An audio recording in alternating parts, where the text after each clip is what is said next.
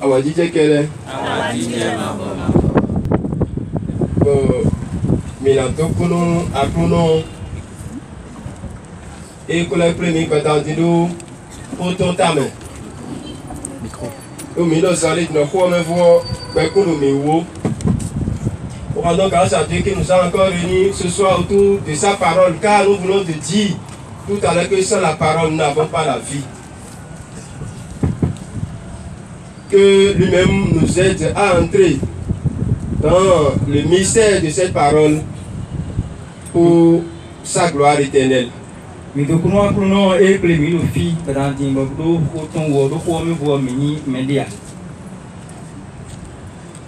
nous avons vu notre Seigneur dans l'évangile où Philippe et André sont allés le voir. Parce qu'il y avait des Grecs qui voulaient voir Jésus. Certainement, ils entendaient parler de Jésus, mais ils ne l'ont jamais rencontré. Et ils avaient soif de rencontrer ce Jésus-là. Et ce jour a été une occasion pour eux.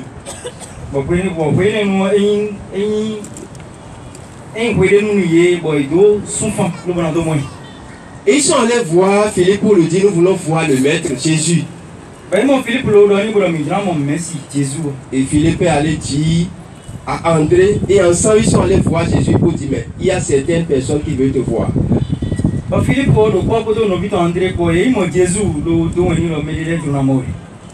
Et Jésus n'a pas répondu à la question, aux besoins de Philippe et de André.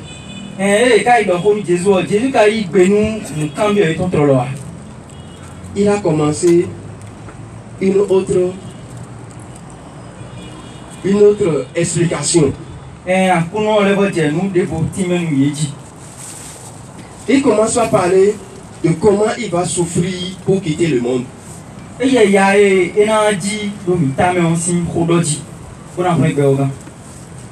Et c'est pour notre salut. Il a commencé cette explication pour que ceux qui n'avaient pas cru en sa parole aient maintenant la foi. Et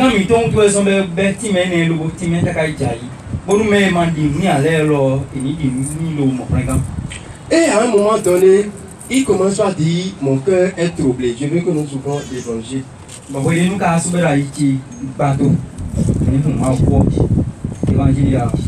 Jean 12.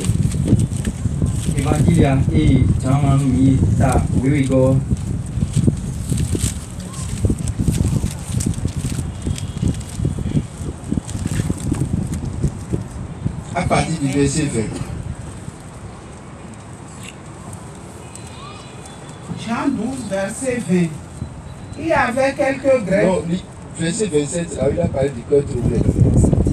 Verset 27. Maintenant mon âme est troublée. Et que dirai-je? Père, sauve-moi de cette heure. Mais c'est précisément pour cette heure que je suis venu. Aïton Pado, ben Soukolo Tochi.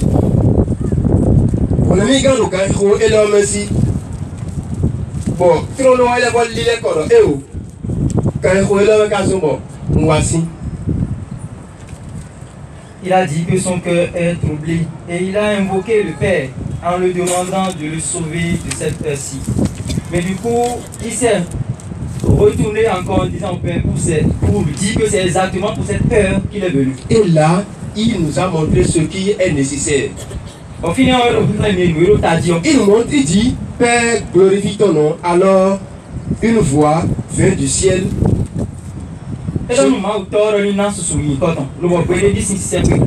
Je t'ai glorifié et je le glorifierai encore. Et nous avons vu là la préoccupation de Jésus. C'est pourquoi il est venu. Et nous, Jésus. Donc nous l'évangile a bien, Jésus a bien. Si nous arrivons à rencontrer Jésus dans l'évangile, nous allons voir un peu tout ce qu'il a fait. Dans Jean 15, verset 8, il dit ceux qui glorifient mon Père.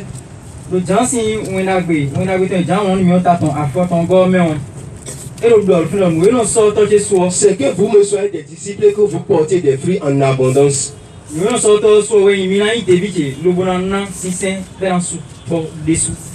Et dans Matthieu 5, versets 15 à 16, nous pouvons lire. Matthieu,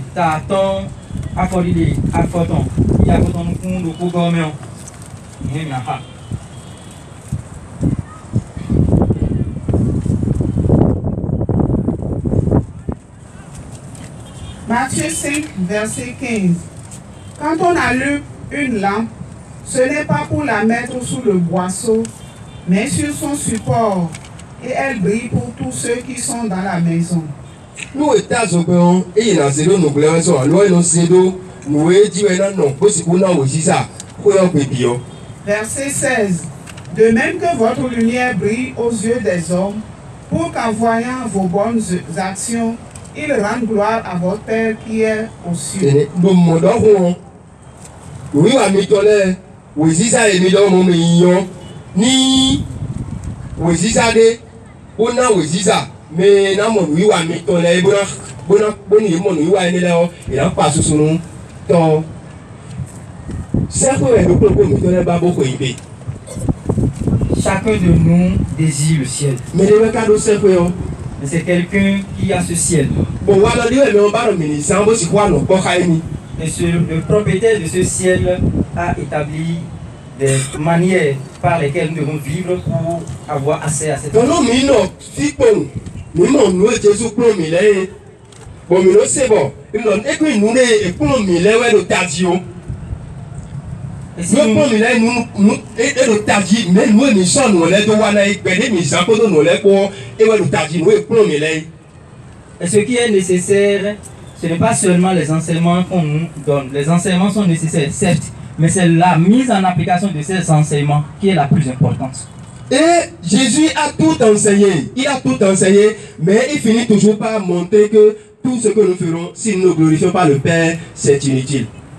Jésus prend nous bimi le héroïment, mais beka le vivant nous est la sorte taridi, la sorte Kennedy tambo de Rémi donc nous et nous les mi mamblo le bonheur sous moi auto à nous ferons mieux. Bon tant aussi un papa non soit kaka bon tant qu'on doit aller cabo Philippe pour donner donc montre-nous le Père, cela nous suffit. Et il montre tellement sa fierté pour le Père et en parlant tellement du Père, Philippe a fini par lui poser la question, montre-nous le Père et cela nous suffit. Et c'est là qu'il dit ce qui m'a vu a vu le Père. Bon fini ouais donc mais mon mion est comme toi. L'amour que Dieu a pour nous, mes frères et sœurs. Aucun père ne peut avoir cet amour. Aucune mère ne peut avoir cet amour. Car nous avons péché contre Dieu. Et toute notre vie sans abondamment péché. Ce qui fait que même sur la croix, quand le Père a vu Jésus qui s'est vraiment fait pécher, le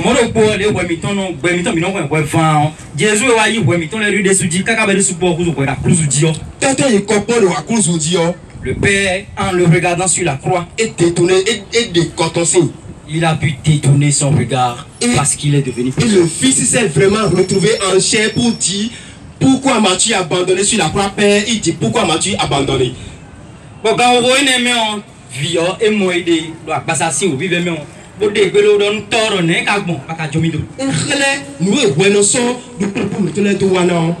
et cela nous démontre ce que le péché fait de tout un chacun de nous. Quand nous tournons dos au commandement de Dieu, c'est comme ça toute notre âme devient ténèbres.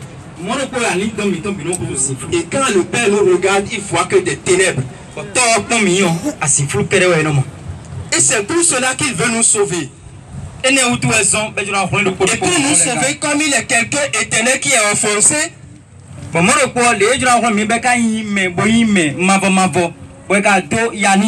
il faut qu'un éternel aussi comme lui répare ces péchés-là.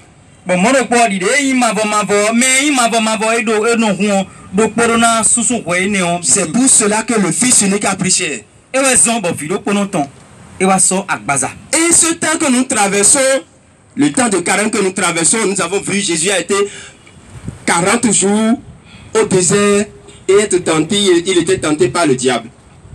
Bon, voyez là nous émidé, quand vous parlez de ma voix nous là émidé, mais la mort de Jésus dessus il désert mais bon, avant quand les que candidat et blanc nous lobo à 8 ans.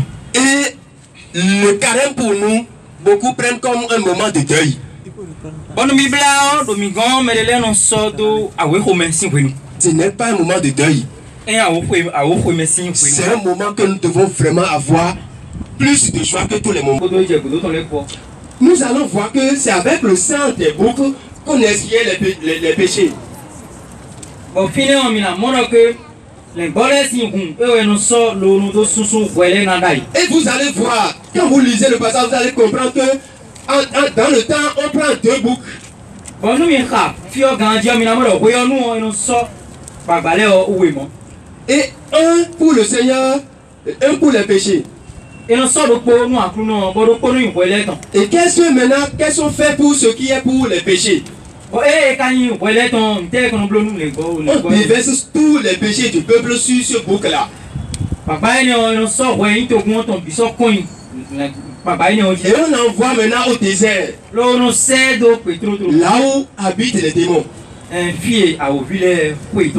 vous allez voir le lot qui était donné aux démons dans le livre des Lévitiques. C'est Azazel, on l'appelle. Et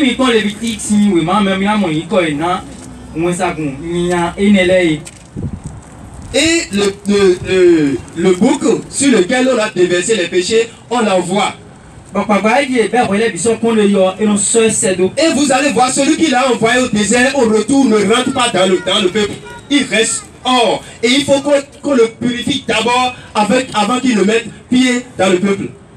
Bon, mais non, nous quand le beaucoup là, papa mon quand on sort il peut trop mais et Dieu ben voilà du coin quand il est tombé non bio to moment trop là et non non que le profiler le ben ça ou ni quoi. Voyez, et le Seigneur a vu que cela ne suffit pas.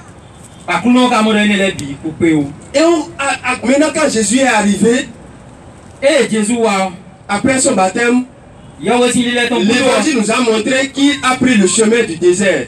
Et qu'est-ce qu'il est allé faire? Il est allé détruire ce démon-là, il est allé lier ce démon-là.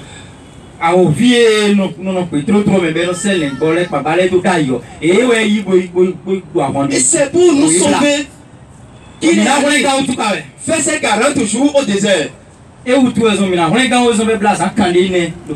C'est une joie pour le peuple. Et non pas de deuil. Nous voyons beaucoup de personnes dans le temps de carême. Le Seigneur m'a dit, quand vous jeûnez, que ça soit entre votre Père qui est dans les cieux et vous. Mais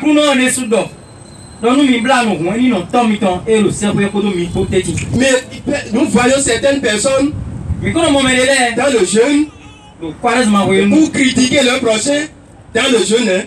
On critique son prochain. Et pour montrer encore qu'on est en train de jeûner, on s'approche d'un autre. Et en faisant des mines inexplicables. Et pour parler d'une autre personne, on commence à dire, mais as-tu vu telle personne? Ce qu'il m'a fait, j'ai déjà pardonné. Mais c'est pas pour parler de lui. Mais c'est juste pour montrer comment je l'ai pardonné. Et ce que le frère a fait ou la soeur a fait, c'est de ça qu'on commence à parler maintenant. Et puis, quand on commence à parler, pour montrer qu'on est dans le jeûne, on commence à se coucher. On se couche. Ni et la dote est donc nous blawe et ben ma do menu ko ni ka e ka do et je no la déclare nous blawe ko me to do e de lobo akole lo pe mo no mlani no ja no ti lo me ko do me do ko na do no ko me no ka ja ah e te ka wa we e mo ko no me ka me te wa we yo on dit mais wa so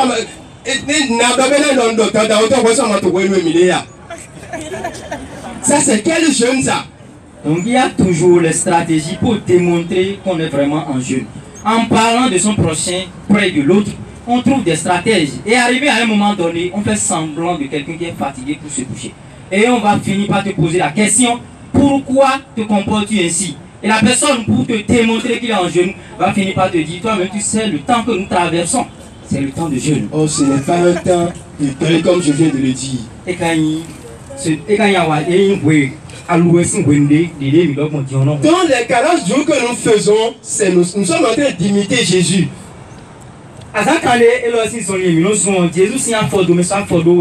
Donc nous devons toujours être dans la joie. Nous devons toujours être dans la joie. Je dis et je le répète, nous devons toujours être dans la joie. Donc, c'est quand Jésus a parlé à André et Philippe, dans la lecture, il continue et il dit quelque chose. Allons toujours dans Jean 12.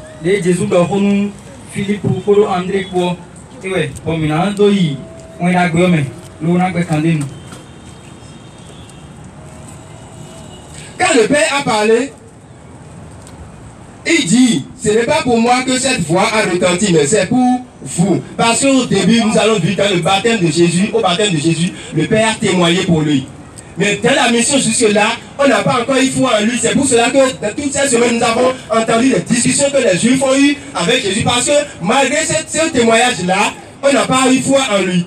Et aujourd'hui, maintenant, pour encore appuyer ce témoignage, le Père a parlé, c'est pour le peuple, c'est pas pour Jésus. Parce que lui, il a déjà foi en son Père.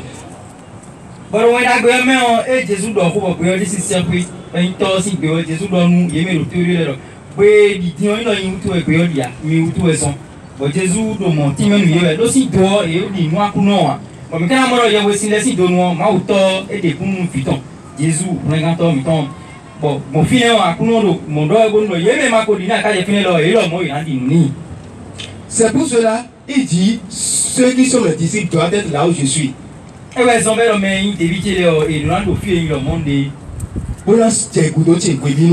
Et qu'ils doivent me suivre. Qu'est-ce qu'il veut dire par là?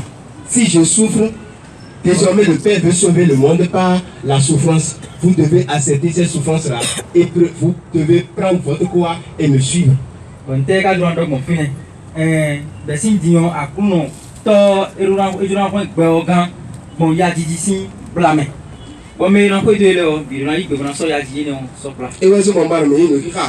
Hébreux 5, verset 7. Pour ça, je veux que nous allions dans la deuxième lecture.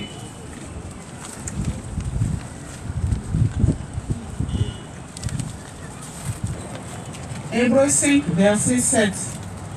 C'est lui qui, au cours de sa vie terrestre, offrit prière et supplication avec grand cri et larmes à celui qui pouvait le sauver de la mort, et il fut exaucé en raison de sa soumission.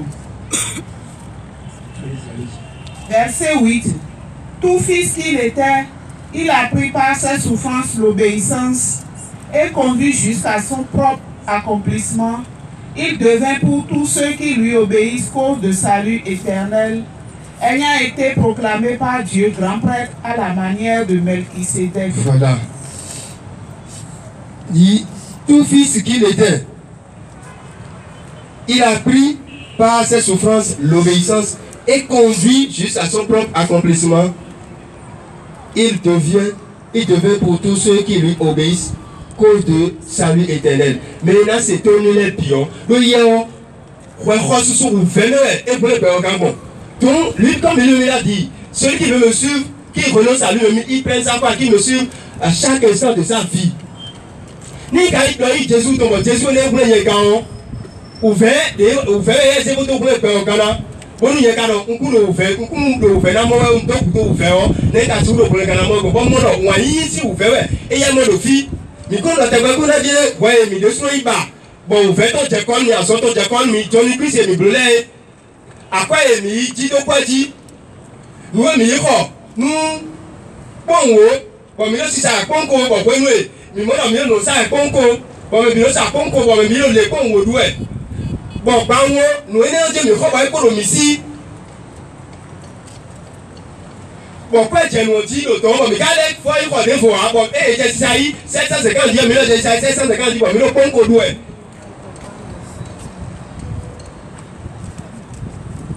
Et ça fait là. Et ça fait moi. Donc, ouvert, à coup longtemps, des ESC ouvert, vous donnez ton système. Vous savez, vous prenez Ghana. Milona YP. Vous n'avez pas à cause du bas, mais toi, vous avez bon, ouvert des bois, Milona, c'est ton uni. On a ouvert, et nous, on est là. Aussi, comment ça, aussi, vous les gars.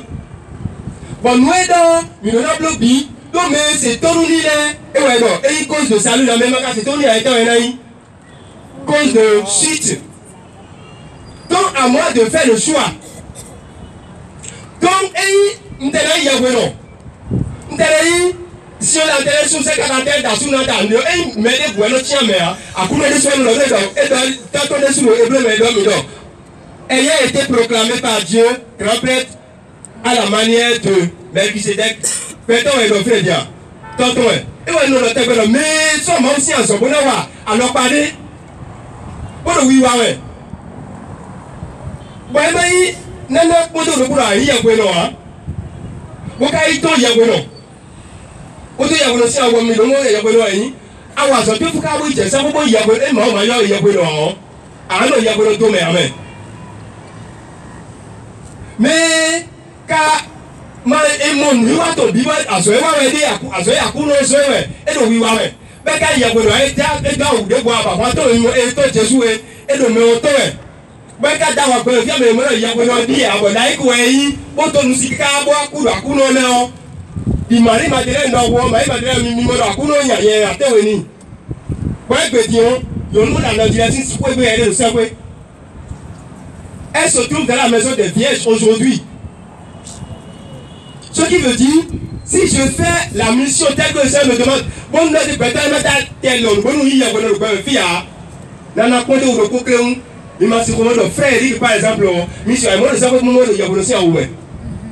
Na blenia, on te connaît, monsieur Aïmon, le savez moment de Yabonossi à Oué. Comment si soit de Yabonossi, t'es me don, nous Yabononawa, nous m'appelons, nous Yabononawa, Biveloa. Yabono Kekekade. Vous nous noué, vous nous si peine, nous avons aidé ou la blabla. Donc, moi, on va nous Yabono. D'ailleurs, si on a, moi, on va si nous pouvons faire du mot à ce motif, pour que nous vivons, nous voyons que nous à si on a. Pour nous faire l'eau, pour nous, pour nous aller ça, pour nous à couler, moi, ça dit, on va amener à si on a si on est bon dans nous, nous ayons mis dans le bon magasin d'auto, et la somme de si on a laissé quoi, quoi, chers frères et sœurs, ouvrons notre cœur, le cœur à l'Esprit Saint pour pouvoir, même sans habit ou avec habit, ce qui est essentiel, c'est ce que Dieu veut qu'on fasse. Bon, il m'a blé, mais il est là, mano, fille que cabodo, et on doit se voir le savoir, mais bon, la vie ne t'amène pas au ciel, c'est le choix que tu as fait, la volonté de Dieu, et ils sont Jésus crucifié. Tu veux ton vivre dans ton si tu lis, oui, et crucifié ton vie, nous sommes son mytho, et il est mis à mort, mais crucifié, tu veux mytho, alors nous comptons par exemple, nous n'y a du beau job bleu, nous avons bleu, nous m'envoyons. Et nous avons aussi le coup de bifo, nous avons peut-être le coup de bifo. Pablo, nous avons sur le monde, et bleu, nous pouvons nous taper, et à quand on me laisse un tchèque, et t'es pour mon cacao, tu es toi et moi ou non, sous et t'es un coup de bifo, on est mêlé, nous connaissons, donc, bleu, nous sommes Jésus, nous sommes nous sommes c'est ouvert quand faut là non salumi l'on voit ton cas il va ni donne mon regardeur nous précisons et c'est pour cela sur le chemin de croix il dit si le poids de la croix me fait tomber le sel et le salut des âmes me relève et m'encourage à poursuivre mon chemin. Tu es où sur ce chemin là que le Seigneur t'aide mon frère à faire le bon choix pour sa gloire et le salut de ton âme. Au nom puissant de notre Seigneur Jésus-Christ de Nazareth.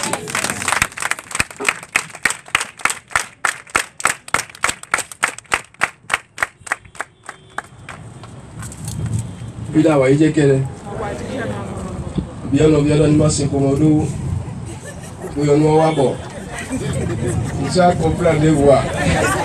Non, vous me suivez, mais moi-même j'ai compris. Ça arrive. Ça arrive. C'est l'amour de Dieu. Quand ça emporte, on ne regarde pas en arrière. Et il faut être un peu dans le bain pour comprendre cela. J'ai compris. Et l'Esprit Saint même va se charger de vous dire le reste. Et tout ce qu'il a dit, je crois que vous l'avez compris. Le résumé, c'est quoi? Ce que Dieu veut de nous, ce n'est pas le titre que tu portes, mais c'est ce que tu fais. Et je crois que l'Esprit Saint a déjà anticipé sur ce qu'il a dit. Et la fois dernière nous disait, ce n'est pas ce que nous voulons écouter ici, de tout faire pour mettre ça en pratique. Même si c'est 10, fais l'effort de faire 1. C'est ce qu'il a dit tout à l'heure. Et il a donné même l'exemple du frère, en te disant que même arrivé au ciel, tu peux le voir parmi les prêtres. Toi-même, on peut te voir parmi les prêtres. Parmi même un cardinal, pourquoi pas un pape. Voilà ce qu'il t'a dit. Et que la volonté du Seigneur soit.